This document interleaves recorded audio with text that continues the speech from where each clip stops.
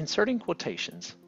Let's talk for just a minute or two about inserting quotations. This is very important in a class on research writing. But before we get to actually quoting, let's talk about the other two ways that we could use material from another source. Suppose you want to use someone's ideas, but not their exact words. Of course, that would be fine. You can summarize or paraphrase.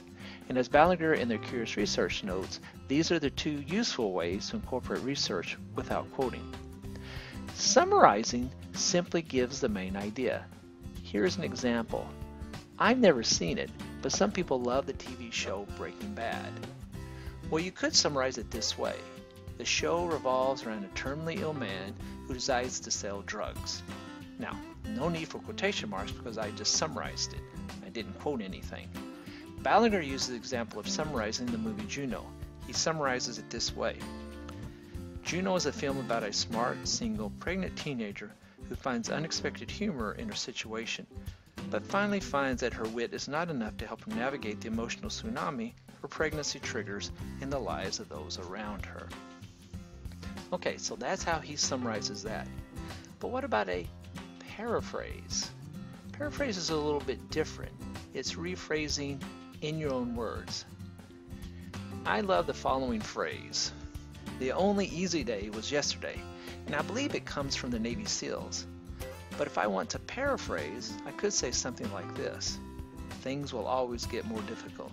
I know, it doesn't sound as good, but it's simply a paraphrase. But now what if I wanted to use those exact words? Well, I could. Or I might want to cite something else and then quote something else exactly. I might want to use a quotation because these words are perfect for my paper. Or as Ballinger says, I could use them because these words bring in the voice of the expert or the group. Or because it is just a perfect way to say it and I can't really improve upon it. So if this is the case, that I want to use those exact words, then I can quote. Here are some ways to incorporate this quote into a paper. First, I can write this. As the Navy SEALs say, the only easy day was yesterday. Note how I use a comma after says, and I start with a capital T.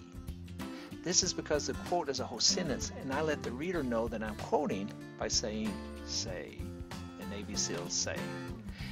Now I would also need to cite this using the parenthetical after. Now let's talk about a different quote. It's a quote from our book, The Curious Researcher. But I don't want to use the whole sentence, just part of it. And if I want to use that, then I use an ellipsis, which is 3 dots. Here's an example. When using a quotation, students should realize that college papers should contain no more than 10 or 20% quoted material. The 3 dots means something has been eliminated from the original quote. Also note how I don't use a comma because the quote is blended into my sentence. Or I could do it like this. Ballinger, 2014, notes that as a general rule, the college paper should contain no more than 10 to 20% quoted material. Page 113. This time, I use Ballinger's name to start the sentence and I don't blend his sentence into my sentence, so I use a comma. And now I include the year right after his name and then the page number after the quote. So that in a nutshell is how to insert quoted material. I introduce the quote or I blend the quoted material into my own sentence. I hope this helps with our papers when you'll be using some quoted material. Created using Powtoon.